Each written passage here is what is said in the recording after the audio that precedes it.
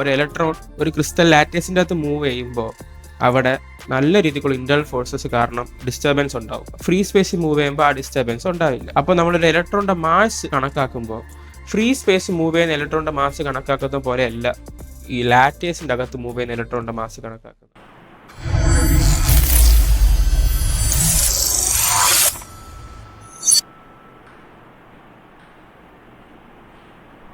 Derivation ഉണ്ട്, വളരെ process ചെയ്ത് കണക്ട് ചെയ്ത് പോകുന്ന ഒരു ഡെറിവേഷനാണ്.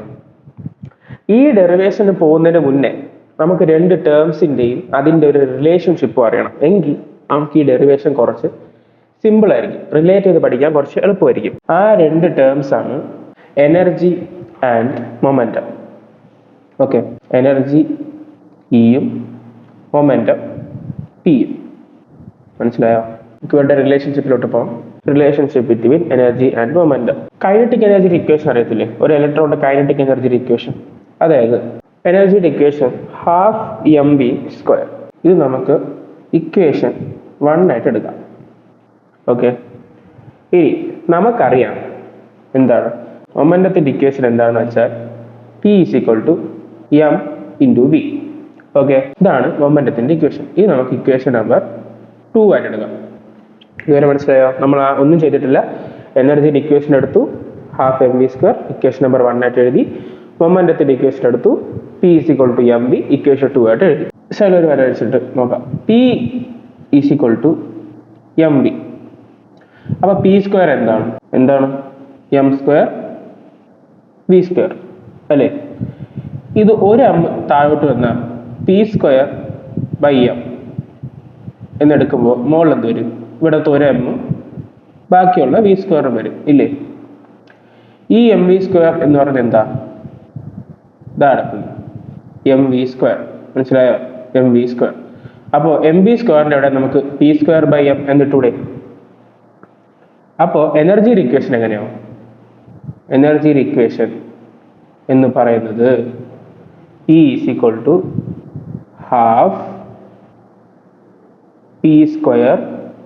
½p²/m. ഇത് എവിടെ നിന്നാണ് വന്നതെന്ന് മനസ്സിലായല്ലോ? P = mv, p² = m² v² വരും. ഒരു m നമ്മൾ താഴോട്ട് എടുക്കുന്നു. p²/m = mv² വരും. mv² എന്ന് പറയുന്നത് എന്താ? എനർജി ഇക്വേഷൻ ആണ്. നമ്മൾ എനർജി ഇക്വേഷനോട് സബ്സ്റ്റിറ്റ്യൂട്ട് ചെയ്യുന്നു. എനർജി ഇക്വേഷൻ പുതിയ ഇക്വേഷൻ ഉള്ളത് ½p²/m. From de Broglie's equation λ = h/p. ഇതിൽ h എന്ന് പറയുന്നത് പ്ലാങ്ക്സ് കോൺസ്റ്റന്റ് ആണ്. p എന്ന് പറയുന്നത് എന്താ? നമുക്ക് ഓൾറെഡി അറിയാം, മൊമെന്റം.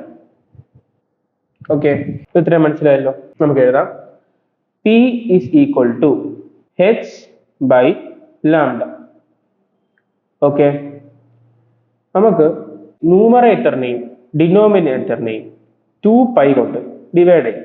അതായത് P = h/2π/λ/2π. ഇതുവരെ നമുക്ക് കിട്ടി. ഇതിനെ നമുക്ക് എങ്ങനെ എഴുതാം? ഈ സംഭവത്തിനെ നമുക്ക് P = hk എന്ന് എഴുതാം.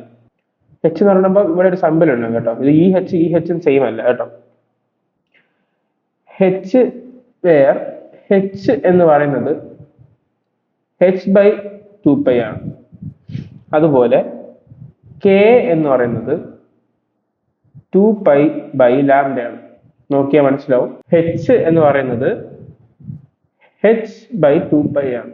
അതുപോലെ k എന്ന് പറയുന്നത് 2π/λ, അതാണ് k എന്ന് പറയുന്നത്. അപ്പോ P = hk എന്ന് വരും. ഓക്കെ, ഇത് മനസ്സിലായല്ലോ.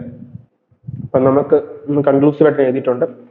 P = hk എന്ന് പറഞ്ഞ ഇക്വേഷൻ കിട്ടി.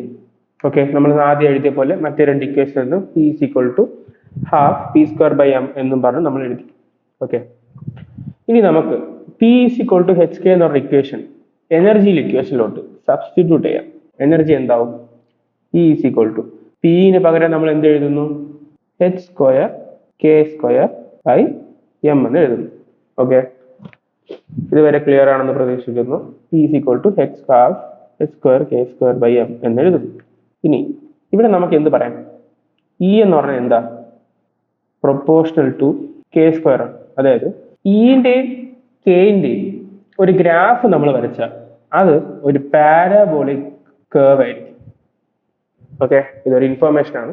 ഇതുവരെ മനസ്സിലായല്ലോ. ഇതാണ് എനർജി. ഈ ഇക്വേഷൻ ആണ് നമുക്ക് ആവശ്യം. അതായത് എനർജി മൊമെന്റം വെച്ച് നമുക്ക് എനർജിയുടെ ഇക്വേഷൻ നമ്മൾ ചെയ്തു. ഡി ബ്രോഗ്ലിയുടെ ഇക്വേഷൻ സബ്സ്റ്റിറ്റ്യൂട്ട് ചെയ്ത് നമ്മൾ P = hk എന്ന് പറഞ്ഞൊരു ഇക്വേഷനിലോട്ട് വന്നു. അങ്ങനെ എനർജിയുടെ ഇക്വേഷനിലോട്ട് നമ്മൾ സബ്സ്റ്റിറ്റ്യൂട്ട് ചെയ്തു. നമുക്കൊരു ½ h²k²m എന്ന് പറഞ്ഞൊരു ഇക്വേഷൻ നമുക്ക് കിട്ടി. ഓക്കെ, ഇനി നമ്മൾ എന്താണ് ചെയ്യാൻ പോകുന്നത്? ഇനിയാണ് എഫക്റ്റീവ് മാസ് എന്ന് പറയുന്ന ടോപ്പിക്കിലോട്ട് നമ്മൾ പോകുന്നത്. ഇത്രയും നേരം ചെയ്തത് relationship between momentum and energy. ഇതാണ് നമ്മൾ ഇത്രയും നേരം ചെയ്തുകൊണ്ടിരുന്നത്. അങ്ങനെ നമുക്ക് അതിൻ്റെ ഒരു ഇക്വേഷൻ കിട്ടി. ആ ഇക്വേഷനാണ് ഇതാക്കുന്ന ഇക്വേഷനാണ് അത്. എനർജി = ഇത് എങ്ങനെയാണെന്ന് അറിയാമല്ലോ. ഓക്കെ, ഈ ഇക്വേഷൻ നമുക്ക് കിട്ടി. ഇനിയാണ് നമുക്ക് എഫക്റ്റീവ് മാസിന്റെ ഇക്വേഷനിലോട്ട് പോകാനുള്ളത്. എഫക്റ്റീവ് മാസ് എന്ന് പറഞ്ഞ സംഭവം അറിയാലോ. ഞാൻ ഒന്നും കൂടെ പറയാം. ഒരു ലാറ്റേസിൻ്റെ അകത്ത് മൂവ് ചെയ്യുന്ന ഒരു ഇലക്ട്രോണിന് ഇന്റേണൽ ഫോഴ്സസ് ഉണ്ടാകും. അപ്പോൾ അതിൻ്റെ മാസ് നമ്മൾ എടുക്കുമ്പോൾ ഇന്റേണൽ ഫോഴ്സസ് കൂടെ നമ്മൾ കണക്കിലെടുക്കണം. ആ ടേമിനെയാണ് നമ്മൾ എഫക്റ്റീവ് മാസ് എന്ന് പറയുന്നത്. ഓക്കെ, എഫക്റ്റീവ് മാസിൽ ആദ്യം നമുക്ക് എനർജി ഇക്വേഷൻ ഒക്കെ എഴുതാം. E = ½ mv². ഓക്കെ, നമുക്ക് എന്തറിയാം? E = ½ p²/m. ഇത് നമ്മളിവിടെ ചെയ്തിട്ടുണ്ടല്ലോ. നമുക്ക് ഈ സംഭവം അറിയാം. ഇതിനെ നമ്മൾ എങ്ങനെയാണ് എഴുതിയത്? ചെറിയ കുഞ്ഞു ഡെറിവേഷൻ. ഇതിന്റെ റിലേഷൻഷിപ്പ് നമ്മൾ എങ്ങനെയാണ് എഴുതിയത്? അതാണ് ഇതാ കിടക്കുന്നത്. E = h²k²/2m. ഓക്കെ, ഈ ഇക്വേഷൻ ഇത് ഇച്ചിരി ഇമ്പോർട്ടൻ്റ് ആണ്. ഈ ഇക്വേഷൻ ഓക്കെ. അപ്പോൾ ഇതിൽ എഫക്റ്റീവ് മാസിൻ്റെ അകത്ത് നമുക്ക് E = h²k²/2m. ഇത് ഇക്വേഷൻ നമ്പർ 1 ആയിട്ട് എടുക്കാം. ഓക്കെ, വേറൊരു സംഭവം കൂടെ പറയാം. എമ്മിനെ മാസ് ആണ് എന്ന് വിചാരിക്കുക. M mass. അപ്പോൾ എഫക്റ്റീവ് മാസിനെ നമുക്ക് എങ്ങനെ എഴുതാം? എഫക്റ്റീവ് മാസിനെ നമുക്ക് m*n എന്നും പറഞ്ഞ് ഡിനോട്ട് ചെയ്യാം. ഓക്കെ, എഫക്റ്റീവ് മാസിനെ m*n എന്നും പറഞ്ഞ് ഡിനോട്ട് ചെയ്യാം. നമ്മൾ ഇതിൻ്റെ ഫസ്റ്റ് ഡെറിവേറ്റീവ് എടുക്കാൻ പോവുകയാണ്. ഏത്? ഇക്വേഷൻ നമ്പർ 1, അതായത് എനർജിയുടെ with respect to K.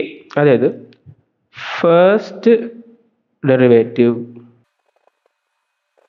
With respect to K. Okay, അപ്പം നിങ്ങൾക്ക് ഡെറിവേറ്റീവ് എടുക്കാൻ അറിയാമല്ലോ. അതായത് dE/dk എന്താണ്? ഹെച്ചിനെ നമ്മൾ അതുപോലെ തന്നെ എഴുതും. h² തന്നെ എഴുതും. k² ഡെറിവേറ്റീവ് എടുക്കുമ്പോൾ എന്താവും? 2k ആവും. ബൈ ബാക്കിയുള്ള 2m നമ്മൾ അതുപോലെ തന്നെ എഴുതും. ഓക്കെ, ഇതാണ് ഫസ്റ്റ് ഡെറിവേറ്റീവ്. ഇവിടെ നമുക്ക് 2നെയും വെട്ടിക്കളഞ്ഞൂടെ? അപ്പോൾ നമുക്ക് ബാക്കി വരുന്ന എന്നാ? h²k/m. ഇതാണ് നമ്മൾക്ക് ഫസ്റ്റ് ഡെറിവേറ്റീവ് എടുക്കുമ്പോൾ കിട്ടുന്ന ഇക്വേഷൻ. അതായത് dE/dk = h²k/m. ഇതാണ് എന്ത്? First derivative. മനസ്സിലായോ? First derivative. ഓക്കെ, ഇത് ഇമ്പോർട്ടൻ്റ് ആണ്. ഇതിന് നമുക്ക് എങ്ങനെ എഴുതാം? ഈ h²k p എന്ന് പറയുന്നത് എന്തുവാ? നമ്മൾ നേരത്തെ പഠിച്ചതിൽ p എന്ന് പറയുന്നത് എന്തുവാ? hk. അതാണ് എന്തുവാ? p എന്ന് പറയുന്നത് hk എന്നാണ്. dE/dk എങ്ങനെ വരും? dE/dk നമുക്ക് എങ്ങനെ എഴുതാം? dE/dk എന്ന് പറയുന്നത് നമുക്ക് എങ്ങനെ എഴുതാം? ph/m എന്ന് എഴുതിക്കൂടെ? ഓക്കെ, ph/m എന്ന് എഴുതിക്കൂടെ?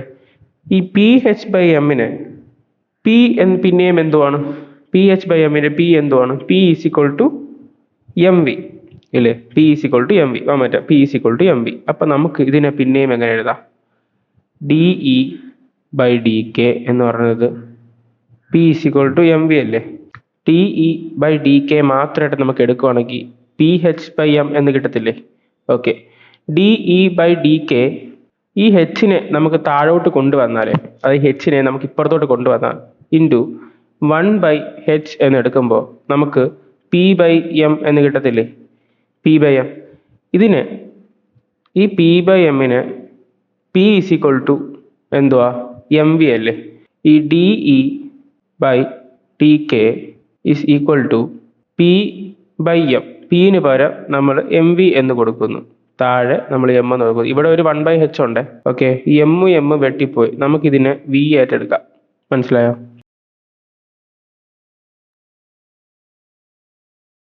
ഓക്കെ, ഇതാണ് നമ്മൾ എഴുതുന്നത്. അതായത് de/dk into 1/h is equal to p/m. de/dk into 1/h is equal to പിന് പകരം നമ്മൾ എന്ത് കൊടുത്തു? p is equal to mv കൊടുത്തു. അപ്പോൾ m ക്യാൻസലായി, v കിട്ടി. അതിനെ നമുക്ക് ഇങ്ങനെ എഴുതാം. ഓക്കെ, അതായത് ഇതിൻ്റെ അർത്ഥം എന്തെന്ന് പറഞ്ഞാൽ the first derivative of E with respect to K എന്ന് പറയുന്നത് എന്തായിട്ട് റിലേറ്റ് ചെയ്തിട്ടുണ്ട്? വെലോസിറ്റി ഓഫ് ദ പാർട്ടിക്കിളായിട്ട് റിലേറ്റ് ചെയ്തിട്ടുണ്ട്. മനസ്സിലായോ?